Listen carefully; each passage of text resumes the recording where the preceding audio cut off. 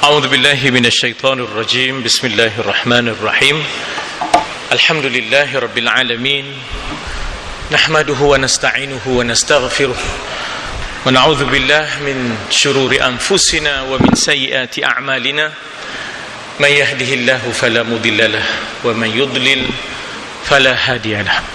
Fadil Tuan Imam, Tuan Pengurusi, Tuan Haji Abdul Halim, barisan ahli jawatan kuasa, sidang jemaah, hadirin hadirat yang dirahmati Allah sekalian, Assalamualaikum warahmatullahi wabarakatuh.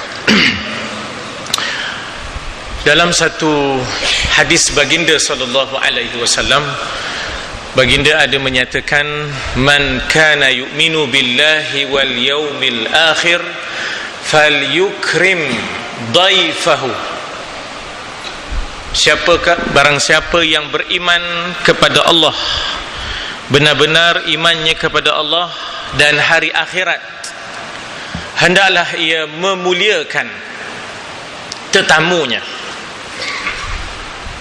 Sidang hadirin hadirat sekalian, sebenarnya Ramadan adalah tetamu kita. Apabila kita didatangi tetamu, maka dalam tuntutan agama kita, hendaklah kita memuliakan tetamu itu. Fal yukrim dhaifahu. Maka tuan rumah itu tadi, ya, sanggup bersusah payah, bercekang mata, ya, menyediakan segala bentuk prasarana, kemudahan-kemudahan demi tetamu, ya, demi tetamu. Sehingganya biarlah tetamu itu selesa, kerana sifat orang yang beriman kepada Allah dan hari akhirat ialah orang itu orang yang memuliakan tetamu. Jadi sebenarnya Ramadan adalah tetamu kita. Kita bercekang mata, kita bersusah payah, kita mencari lauk pauknya, kita maknanya masaknya, kita maknanya sanggup menyusahkan diri kita, mendera diri kita untuk keselesaan tetamu itu tadi, ya, untuk menjayakan, ya, ataupun untuk melayani kehadiran tetamu kita. Tetamu ini adalah tetamu yang istimewa, lantaran ia bukan datang dengan tangan kosong. Ramadan tidak datang dengan tangan kosong, ya. Seorang tetamu yang datang setiap tahun, ya, kita dah memang mempunyai suatu jangkaan dan jangkaan masa. Tetamu ini akan datang setiap tahun, dan dia bila datang, dia tidak datang dengan tangan kosong. Ia datang dengan fadlan minallahi wa ni'mah wa maghfiratan wa rahmah, ya. Ia datang dengan pelbagai bentuk buah tangan. Kan kita, kalau kita sebagai tuan rumah didatangi oleh tetamu yang bawa dengan tembikirnya, ya, bawa buah kantornya, ya tak? Bawa seaneka, ya, kita kata apa nama ni, pudingnya, petu dengan ayam kampungnya. Kalau tetamu jenis kopi ni, yo galak datang pun tak apa. Tapi kalau tetamu jenis datang, ya Allah, haram ada apa-apa, ya tak? Itu sampai pula time makan pula tu, sampai pula bukan seorang, ya tak? Bawa gerabak, ya. Ayah kami datang, kata nak makan, katanya. Yang ini beratlah sikit, ya tak? Pasal apa? Haram le bawa buah tangan dan sebagainya. Tetapi Ramadan tidak demikian. Ramadan datang dengan fadlan minallahi wa ni'mah, kurniaan, kelebihan, tawaran daripada Allah dan nikmatnya. Wa maghfiratan wa rahmah, ia datang dengan keampunan dan rahmatnya. Ia datang dengan kasih sayang, ia datang dengan keampunan, ia datang dengan kurniaan-kurniaan, kelebihan-kelebihan, dengan Lailatul Qadarnya. Ia datang dengan pelbagai bentuk tawaran. Itqun minan nar, bebas kamu daripada api neraka. Ghufira lahu ma taqaddama min dhanbi, terhapus kamu dosa-dosa kamu yang telah lalu. Idul Fitri, kamu kembali suci dan bersih menjadi aidin wal faizin. Jadi tetamu yang begini tuan-tuan, bila nak berpisah, kita rasa ya Allah, kejap no rasanya. Tetamu yang jenis datang dengan pelbagai, maknanya kita kata buah tangan ni tadi. Tetamu yang datang dengan pelbagai keistimewaan dan bila ia nak berpisah daripada kita, kita terasa kejap no rasanya. Itu orang yang beriman, ya tak? Itu orang yang suka dengan tetamu. Ya, orang yang suka dengan tetamu itu tadi, kejap no rasanya. Tidak boleh lagi sini tidak boleh lagi. Takkan nak balik dah, ya tak? Dan esok dan lusa. Begitulah sifatnya bila kita suka kepada seseorang tetamu yang datang dengan pelbagai keistimewaan dan kurniaan dan kelebihan itu tadi. Jadi apabila tetamu ini apabila Ramadan ini sudah berada di ambang perpisahan dengan kita, mulalah terasa sedih kita. Ya, kita mula terasa sedih.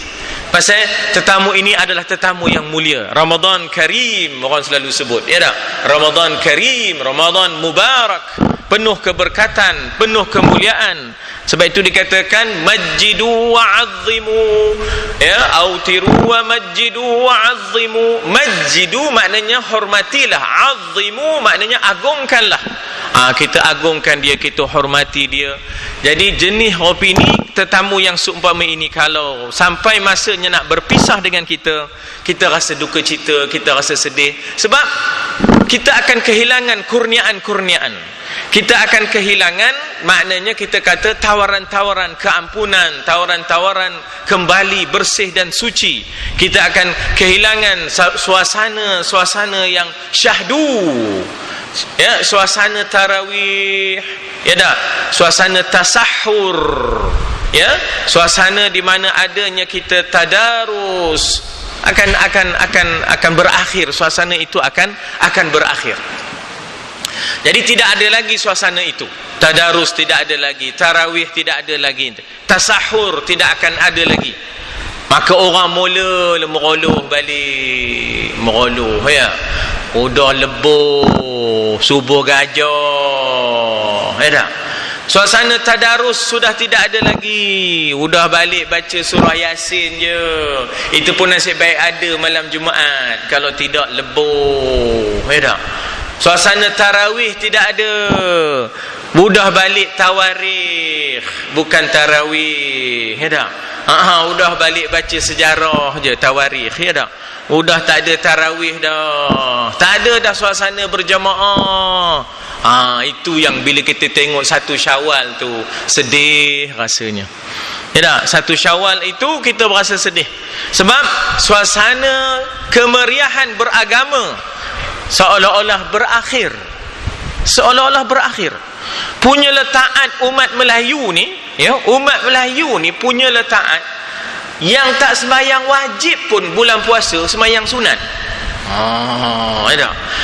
Punya letaat Melayu di bulan puasa yang tak sembahyang wajib di bulan-bulan lain, bulan puasa sunat pun sembahyangnya. Jangan buat main, ya tak? Surau gelap, tak ada cahaya, tak hidup. Tapi bila bulan puasa, terang je surau tu, ya. Meriah je, sallallahu alaihi kata, ya. Bila Syawal surau tu tutup balik. Tahun depan baru buka, ada. Ini tak payahlah khabar surau mana, tapi kalau nak cari ikut saya. Ikut saya. Tahu sangatlah mana suraunya, boleh katakan surau tu surau Ramadan je. Haram ada, ya tak? Luar daripada Ramadan tak ada dah surau tu, balik tutup demo, ya tak? Balik tutup di demo. Jadi suasana ini, suasana maknanya kita kata kemeriahan beragama itu, ya, kerancakan beribadah itu akan berakhir. Tetamu kita yang rancak berbual dengan kita, tetamu kita yang memberikan input rohani, yang memberikan input yang syahdu, yang memberikan rangsangan beramal, akan meninggalkan kita. Allah, kejap no rasanya. Masa Mika ada orang teman ni, teman dapat baca Quran, Quran, Mika dapat ajar teman bagaimana baca Quran, bagaimana pentafsirannya. Masa Mika ada di rumah teman ni, teman bangun sembahyang. Malam-malam pun teman bangun, sebab Mika gerak teman bangun sembahyang. Masa Mika datang rumah teman ni, teman bangun sahur. Teman boleh bangun sebelum subuh. Masa Mika datang rumah teman ni, teman suka berjemaah, pergi ke masjid. Tapi bila Mika tak ada esok, macam mana lah rasanya. Jadi suasana itu, ya tak, suasana itu maknanya kita merindui Ramadan itu, kerana kehadirannya mengubah landscape kehidupan, ya tak. Seorang yang asalnya sekadar muslim menjadi mukmin, menjadi muhsin, ya, menjadi seorang yang penuh muhsin ataupun ihsan di dalam kehidupannya. Ini sebenarnya perasaan kita. Ya, ini sebenarnya perasaan orang beriman, ya. Bila mana terpaksa berpisah dengan seorang tetamu yang kuat, ya tak, memberikan rangsangan dan motivasi iman dan amal dan ilmu, dan kita kata rangsangan beramal, kita rasa sedih, ya tak, dia akan berpisah daripada kita. Begitulah. Sebab itulah makanya takbir hari raya itu menimbulkan rasa sedih di kalangan para malaikat. Ya, takbir hari raya itu menimbulkan rasa sedih di kalangan para malaikat. Orang tua-tua kita kemarin, ya tak, saya pernah melalui zaman itu. Bila kami bertakbir ramai-ramai, sepupu berimpun sepapat, sepupu sepapat berimpun ramai. Dulu mana ada tidur Perak Riverside, tak ada tidur rest house, tak ada. Semua sepupu sepapat yang sedatuk ni tidur rupa ikan sardin di rumah ni tadi, ya tak. Tak ada homestay, tak ada. Jadi kurma pun takbir lah. Bila takbir, tiba-tiba Tok marah. Nanti kata Tok, jangan takbir, sekarang teroyak malaikat, katanya. Langsung lah, ya tak jadi takbir. Langsung tak jadi takbir, ya. Jangan, katanya, nanti teroyak malaikat. Takbir hari raya itu menyebabkan malaikat merasa sedih. Sebab apa? Kemeriahan umat Islam, kemeriahan hamba Allah berdamping dengan Allah akan berakhir seolah-olahnya. Kemeriahan hamba Allah berdamping dengan kitab Allah, pukul 10.30 malam, pukul 11 malam, berdamping dengan kitab Allah, seolah-olah akan berakhir.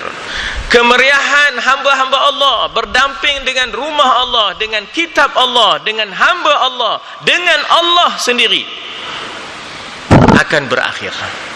Itu yang malaikat sedih, ya tak? Itu yang malaikat sedih. Jadi dengan sebab itulah, ya, bagi orang yang beriman, dia bercita-cita kalaulah boleh Ramadan ini berpanjangan, maka kuat imannya, kuat amalannya. Tetapi orang yang sakit jiwanya, ya tak, yang disebut ya'budullaha ala harfin, mereka yang menyembah Allah di tepian gelanggang ataupun di pinggir-pinggiran, mereka berasa tidak senang dengan kehadiran Ramadan. Dikatakan inqalaba ala wajhihi khasirat dunya wal akhirah, berubah air mukanya.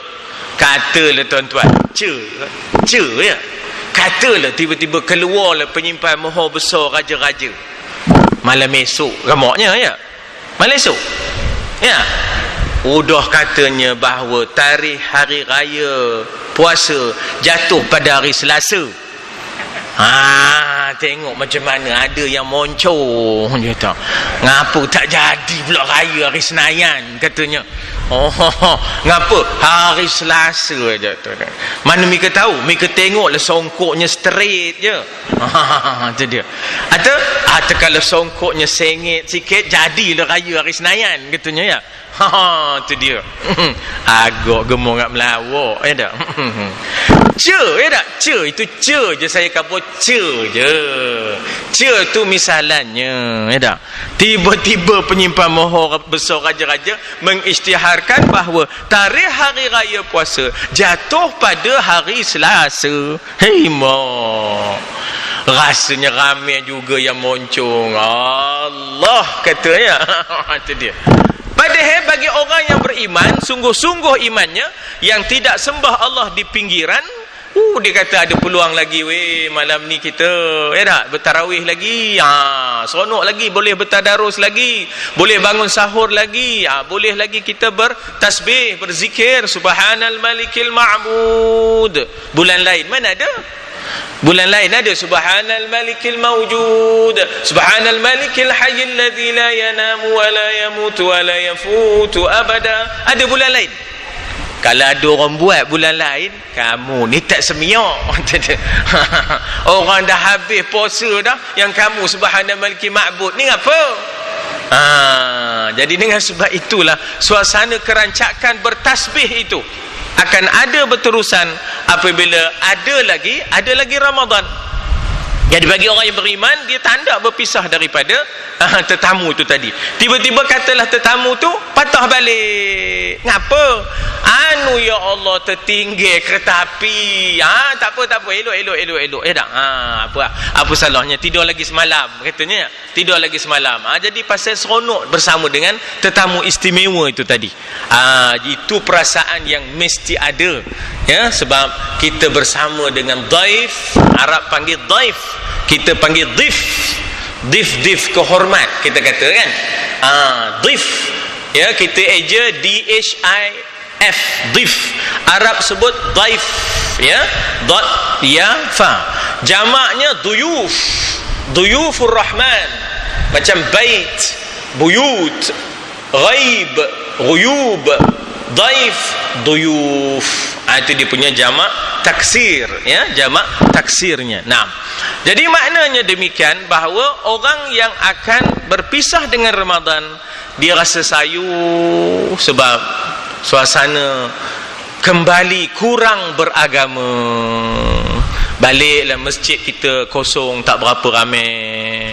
Baliklah kita punya suasana tadarus, pengajian, tinggal bacaan Yasin je lah malam Jumaat. Itu suasana itu akan kembali semula. Ya, hadirin hadirat sekalian. Taib, dalam konteks kita berhari raya, selalu disebut juga ucapannya dipanggil tahiyyah. Tahiyatul Aidil Fitri itu ialah minal aidin wal faizin. Ya, dia antara tahiyyah. Tahiyyah ni maknanya greetings ataupun ucapan-ucapan yang kita kena sampaikan sempena hari raya. Kita kata selamat Aidil Fitri minal aidin wal faizin. Ma makna aidin wa ma makna faizin? Ya, apa makna faizin? Apa makna aidin? Perkataan aidin daripada ada ya'udu aid, ya, ada telah kembali, ia ya'ud sedang kembali, kemudian kita ada aid kembali semula. Kalau bahasa kita ulang tahun. Aidul Fitri ulang semula, kembali semula, bersih suci daripada dosa. Sebenarnya datangnya puasa, dua pembersihan berlaku. Satu ialah pembersihan dari sudut kita panggil apa? Jentera pencernaan makanan dan jentera penghadaman dan pencernaan. Kita dapat overhaul jentera pencernaan ni. Kalau tidak, mana dan nak overhaul? Sebab di luar bulan puasa kita makan 7 kali. Ngambil sunat. Ngambil sunat. Ngapa? Yalah witir 7, ya dah. Angka ganjil. Mana pula makan sampai 7 kali? Pukul 8 makan, 10.30 makan, pukul 1 makan, kadang-kadang pukul 2, sekarang 5.30 bubur pula pengat, dia dah. Lepas tu sekarang lepas Isya ataupun lepas Maghrib, lepas tu sekarang sebelum tidur. Jadi proses pencernaan makanan ini, jenteranya sebenarnya memerlukan antara 12 jam, antara 10 jam ke 12 jam untuk mencerna makanan kita sesempurna mungkin. Jadi proses pencernaan itu dapat terlaksana apabila kita berpuasa. Sebab bila kita makan sahur, lepas itu kita puasa sampailah pukul 7.30, maka sempatlah proses pencernaan makanan itu berlaku dengan sesempurna mungkin. Tetapi kalau di luar bulan puasa, dia tak dan nak mencerna makanan itu. Baru lepas makan, ya tak? Udah makan pula. Tak dan lah nak mencerna, ya tak? Baru lepas makan pula. Jadi tak ada rehatnya.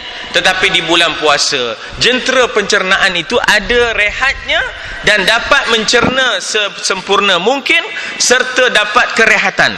Maka ini kita boleh sebut sebagai dia overhaul jentera pencernaan kita, ya, perut kita ini.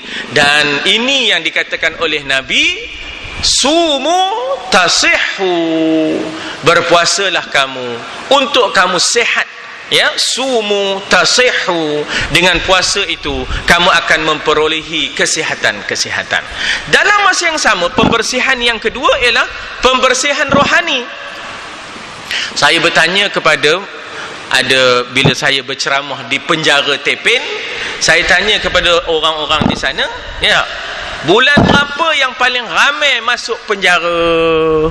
Kata dia, bulan 12 dengan bulan 1. Ujung bulan 12, awal bulan 1. Masa itu cukup ramai masuk penjara. Lepas itu saya tanya, bulan berapa yang paling kurang orang masuk penjara? Katanya, bulan puasa. Maknanya bulan puasa ni orang yang tak tentu pun terpaksa berpuasa. Kadang-kadang sembahyang lagi, ya tak? Kadang-kadang sembahyang lagi. Jadi maknanya menyebabkan terpelihara, ya tak? Terpelihara kejahatan-kejahatan lantaran mereka yang biasa dengan jenayah akan berhenti melakukan jenayah seketika. Jadi menyebabkan tak ramai yang masuk penjara tadi. Jadi tuan-tuan dan puan-puan, sebenarnya hadirnya puasa untuk membersihkan rohani. Selain daripada pembersihan dari sudut jasmani tadi, iaitu kita punya organ, kita punya jentera pencernaan rehat, dalam masa yang sama kerohanian kita dapat kita tingkatkan, pembersihan rohani dapat kita lakukan, penghapusan dosa, ya tak, akan berlaku. Ghufira lahu ma taqaddama min dzambihim. Jadi ini yang dikatakan aidin, orang yang kembali bersih, suci daripada dosa. Minal aidin, moga-moga menjadi orang yang kembali bersih, suci. Aid maknanya kembali, fitri maknanya suci, tidak ada dosa. Lantaran terhapusnya dosa apabila kita siangnya berpuasa, malamnya bertarawih, duhanya bertadarus, subuhnya bertasahur. Maka ini package menghapuskan dosa-dosa kita. Jadi ini yang dikatakan kembali fitri, kembali suci. Orangnya aidin, ya? Orangnya aid kalau seorang, kalau dah ramai aidin. Wal faizin, faiz maknanya berjaya, mengalahkan nafsu yang ammarah, ya tak? Apabila kita berpuasa, kita berjaya mengalahkan nafsu. Wa ma ubarri'un nafs, inna nafsa la ammaratun bisu. Kita berjaya menjadikan nafsu kita meningkat ke tahap lawamah dan kepada tahap mutmainnah. Lawamah apabila kita menyesal atas dosa-dosa, ya, lalu kita bertaubat kepada Allah di bulan puasa, itu dipanggil lawamah.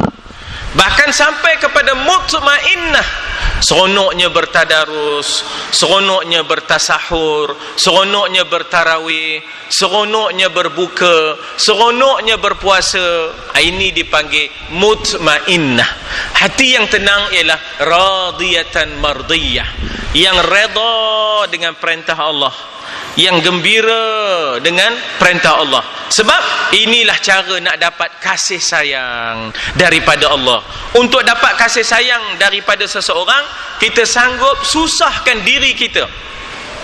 Seorang ingin dapatkan kasih dan sayang daripada kekasihnya, dia sanggup menyusahkan dirinya demi kekasihnya.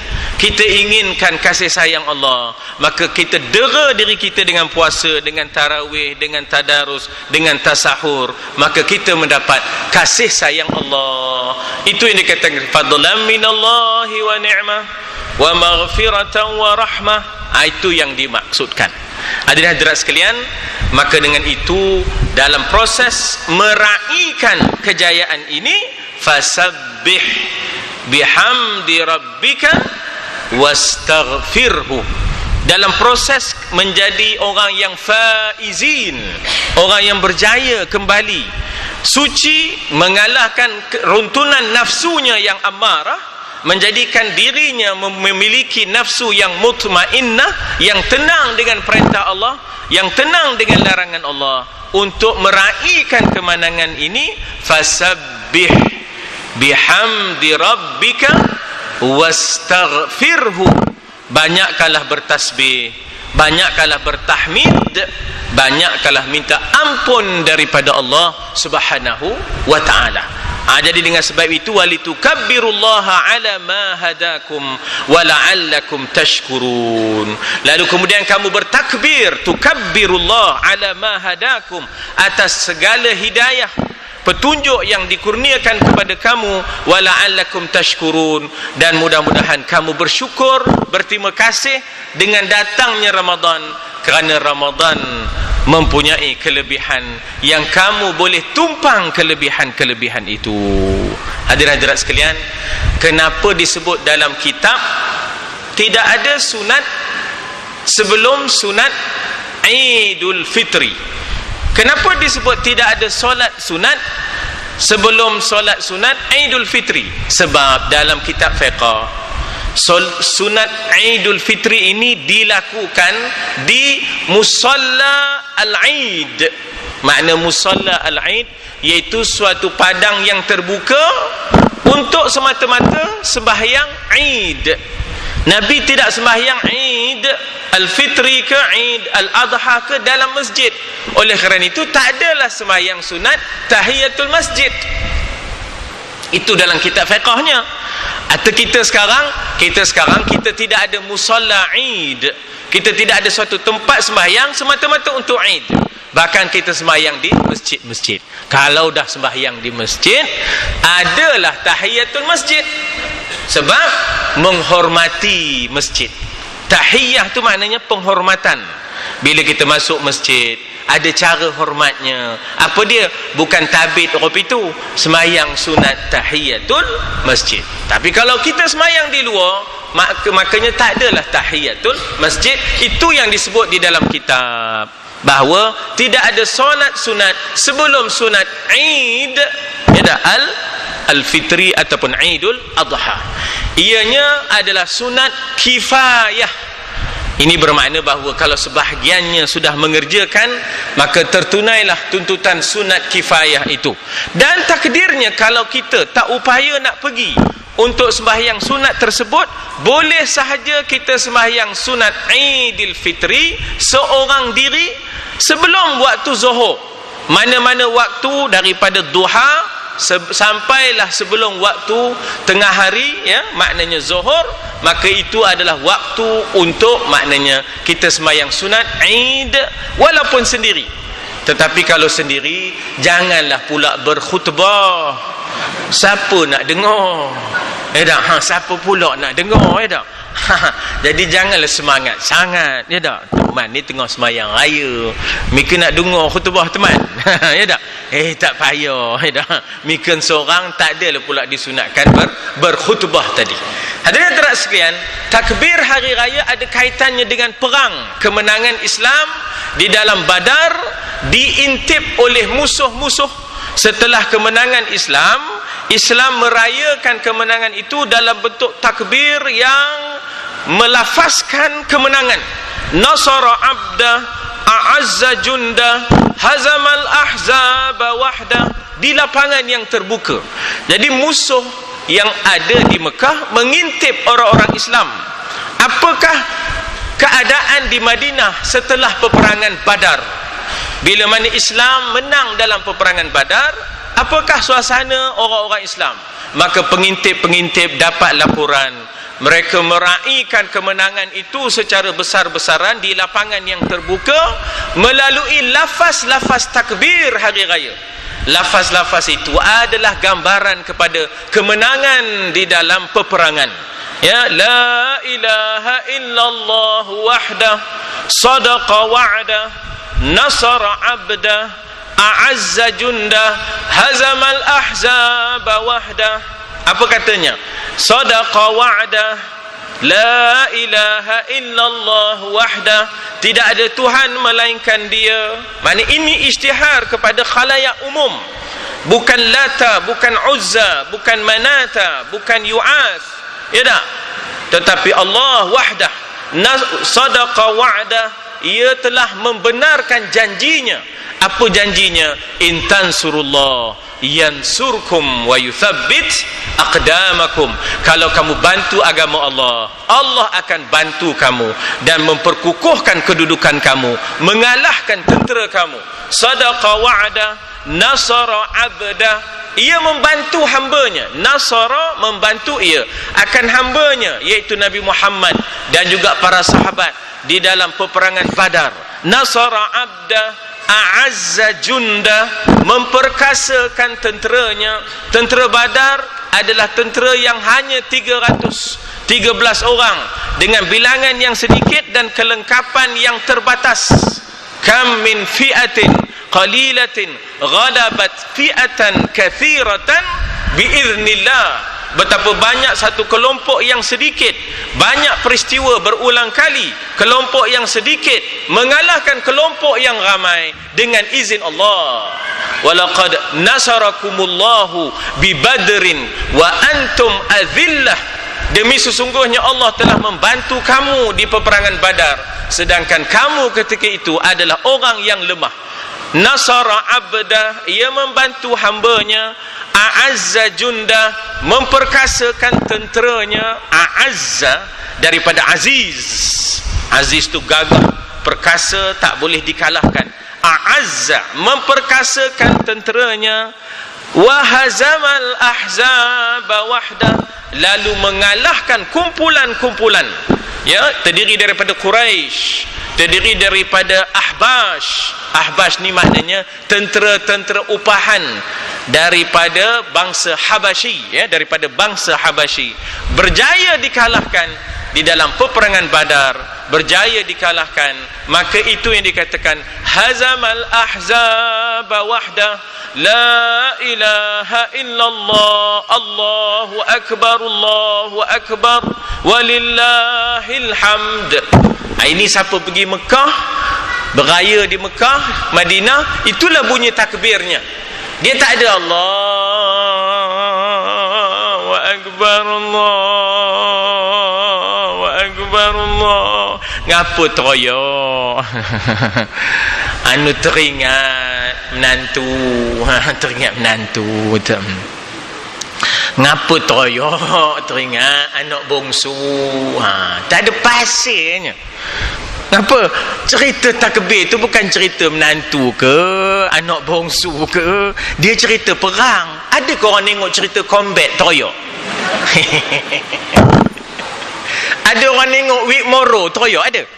Oh sudah, semangatnya. Lepas itu buat senapang je dah. Walaupun kayu je buat senapang, lokeh dengan kapur je. Lokeh dengan kapur, mulalah gaji je buat senapang. Wikmoro ni tadi, Wikmoro.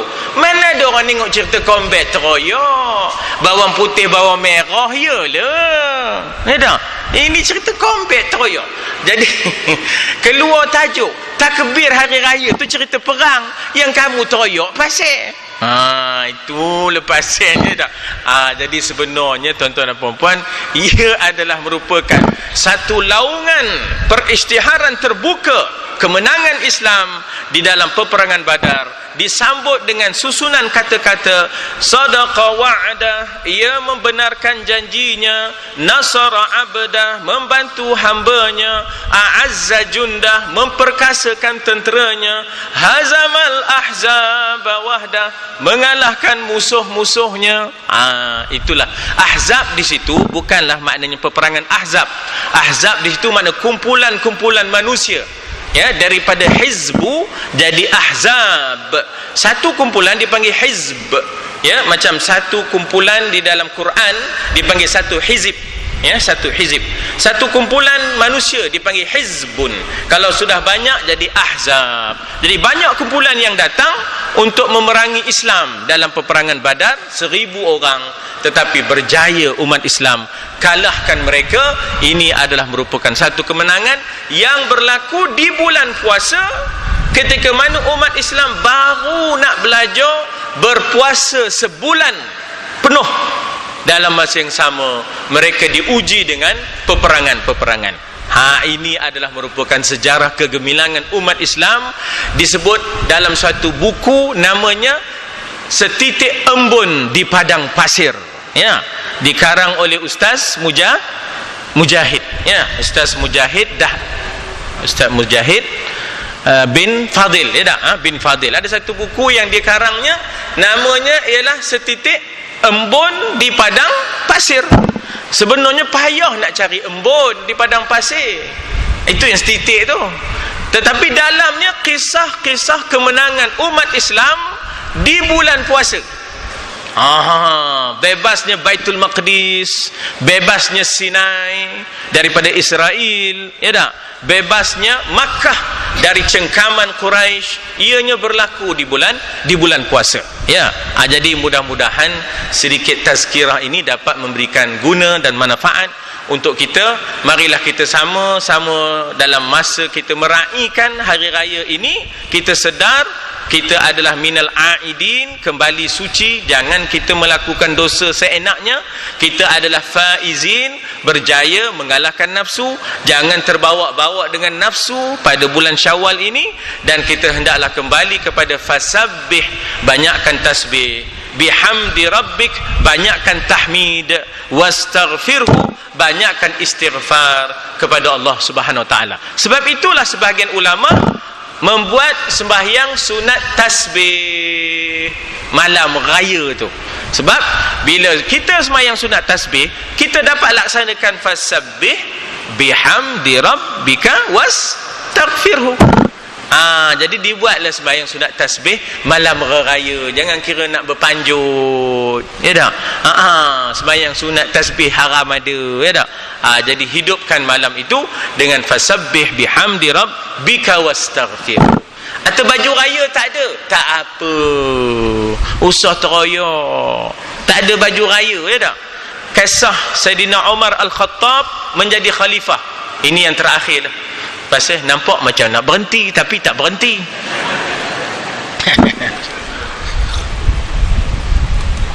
Yang terakhirnya ialah Khalifah Umar Al-Khattab, dia melakukan lawatan kerja di hari raya. Ya Allah, tak ada cuti. Dia nak memastikan rakyatnya berhari raya. Ya, jangan ada yang sedih, jangan ada yang tak punya baju hari raya dan sebagainya. Jadi dia nak round dan pastikan rakyatnya dalam keadaan dapat berhari raya. Lalu dia pun bertemulah dengan sekumpulan anak-anak remaja yang sedang bermain-main. Dia dengan kudanya, ya, dia iaitu Saidina Umar dengan kudanya sedang melintas kepada kedudukan anak-anak remaja yang sedang bermain-main. Apabila mereka nampak Saidina Umar datang, maka akhirnya mereka semua lari. Lari ke tepi, ya, untuk memberi laluan kepada Saidina Umar, Amirul Mukminin, ya, Khalifatul Tsani ba'da Rasulillah. Kecuali ada seorang remaja. Apa tak rasanya, nehennya dia. Jadi Saidina Umar pun bagi salam, tanya kepada dia, ngapa kamu ni tak ada ke tepi, orang lain semua ke tepi? Dia kata dia, tak perlu saya ke tepi sebab jalan lueh. Jalan lueh, tak perlu saya ke tepi, jalan lueh. Maknanya tak perlunya saya ke tepi sebab masih boleh berjalan lagi. Kuda masih boleh lalu. Atau padang pasir, tuan-tuan. Padang pasir saja leluar. Mana ada ikut spek JKR. Tak ada lah ikut spesifikasi JKR, tak ada. Padang pasir. Oh sudah, ya tak? Jadi pasal apa pula saya nak ke tepi jalan luar? Jadi Saidina Umar ni tengok budak ni lain macam. Budak ni lain macam, ya tak? Maknanya dia punya jiwanya, ya tak? Budak ni punya jiwa yang kuat. Ya, budak ini mempunyai, maknanya kita kata standing dia punya jiwa dia punya ketahanan dia, ya tak? Dia tak mudah terpengaruh dengan suasana-suasana. Lalu ditanya lagi. Saidina Umar tanya, orang lain semua pakai baju baru, kenapa kamu tak pakai baju baru? Dia jawab, walibasut taqwa dzalika khair. Libas, pakaian. Walibasut taqwa, pakaian takwa, dzalika khair, itu lebih baik daripada baju raya yang baru tu. Sebab puasa kemarin la'allakum tattaqun, mudah-mudahan dengan tarawih, dengan puasa, dengan tadarus itu la'allakum tattaqun, mudah-mudahan kamu bertakwa. Jadi walibasut taqwa zalika khair, pakaian takwa itu lebih baik daripada pakaian hari raya yang baru tapi tak ada takwanya, ya tak? Yang ada takwa tu pecel lah, persembau, ya tak? Jadi maknanya bagi dia, ya, bagi budak remaja ni tadi, yang penting bagi dia bukan baju raya, dia nak baju takwa. Dalam Quran kata walibas, libas tu baju, walibasut taqwa, pakaian takwa itulah yang lebih baik daripada pakaian baru tapi tak ada takwa. Jadi Saidina Umar kata, ini budak ni jangan main ni, kata. Tapi dia rasa seronok pasal ini rakyat dia, kualiti rakyatnya. Sebab dia rasa seronok dan kagum dengan budak ini sebab inilah kualiti rakyatnya. Dia rasa terharu. Kamu ni anak siapa? Tanyanya. Tidaklah cakap Perak pula, cakap Arab lah. Kamu ni anak siapa? Tanyanya. Kata dia, in ana ibnu Abu Bakar As-Siddiq, katanya. Saya ni anak Abu Bakar. Oh Allah kamu, katanya dah. Patutlah kamu ni rupanya anak Saidina Abu Bakar. Terharunya Saidina Umar, kualiti anak Saidina Abu Bakar As-Siddiq ini tadi. Hadirin hadirat sekalian. Jadi ini nak ditekankan. Jangan sampai teroyak, ngulin-ngulin. Ngapa? Tak ada baju baru. Moncong je. Ngapa abang? Tengoklah abang, baju raya saya 2 tahun sudah, katanya. Tak ngapa weh, kata. Tak ngapa, ya tak? Tak usah ngulin-ngulin, ya Allah, ya tak? Ngapa? Walibasut taqwa zalika khair. Maka generasi pelapis seumpama anak Saidina Abu Bakar inilah yang kita cari, yang kita dambakan, yang kita inginkan. Generasi pelapis kita esok, generasi yang seumpama anak Saidina Abu Bakar. Wallahu alam. Sekadar itulah tuan-tuan dan puan-puan. Ucapan terima kasih kepada Tuan Haji Pengurusi, Tuan Haji Abdul Halim dan barisan jawatan kuasa yang alhamdulillah berjaya menggerakkan dan menghidupkan masjid ini menjadi qaryah Ramadan, ya tak? Menjadi suatu qaryah di mana orang semua datang untuk menghidupkan Ramadan ini, ya, untuk menghidupkan Ramadan ini. Jadi tahniah kepada setiausaha, kepada bendahari dan segala petugas yang telah berjaya menjadikan maknanya masjid ini sebagai model contoh kepada masjid-masjid lain dalam usaha untuk mengimarahkan Ramadan dengan pelbagai program dan kegiatannya, ya, insya-Allah. Saya juga mengucapkan ribuan terima kasih kerana memberi laluan kepada saya untuk mengadakan diskusi tafsir seminggu 3 hari, setiap minggu 3 kali di sini sehingga tamatlah tafsir surah Al-Hujurat, ya, di sini sempena Ramadan baru-baru ini. Kalau ada silap dan salah, mohon maaf daripada tuan-tuan dan puan-puan. Perkembangan terkini pondok yang saya dan tuan-tuan perempuan dirikan bersama, kita akan berkembang, kita akan tubuh cawangan ya di sebelah Candan Puteri, kita akan ada cawangan di sebelah Sauk ya, tepi kampung Biung ataupun tepi Lebuh Raya. Jadi insya-Allah sebagaimana biasa, bila mana kita nak menubuhkan, kita nak buat pondok, kami akan mulakan dengan surau ataupun musalla.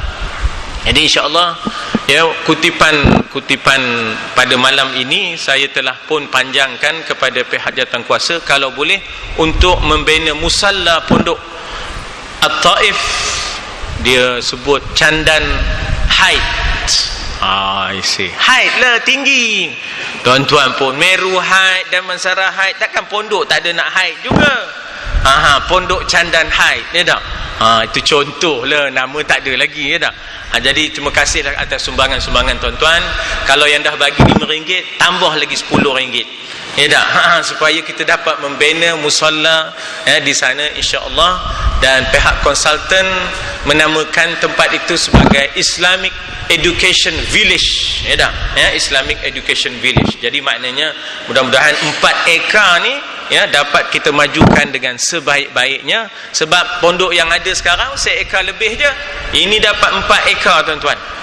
Jadi ini bermakna bahawa banyak benda yang dapat kita lakukan, yang boleh kita lakukan daripada 4 ekar ini. Apapun nukleusnya adalah musalla ni. Jadi insya-Allah kita sasarkan lebih kurang RM200,000 untuk membina musalla ini. Setakat ini baru ada RM120,000. Ada orang perseorangan nak bagi RM120,000. Jadi nak top up lagi ya tak? Nak cover lagi RM80,000. Rasanya malam ni boleh dapat lah RM80,000 tu. Ya, insya-Allah ya tak? Jadi ada sejadahnya di sini, ada sejadahnya di belakang kot ya tak? Insya-Allah jangan berebut-rebut. Ya, supaya dapat kita semua sama menyumbang ya, insya-Allah. Wallahu alam, sekadar itulah tuan-tuan dan puan-puan. A'udzubillahi minasyaitonirrajim. Bismillahirrahmanirrahim.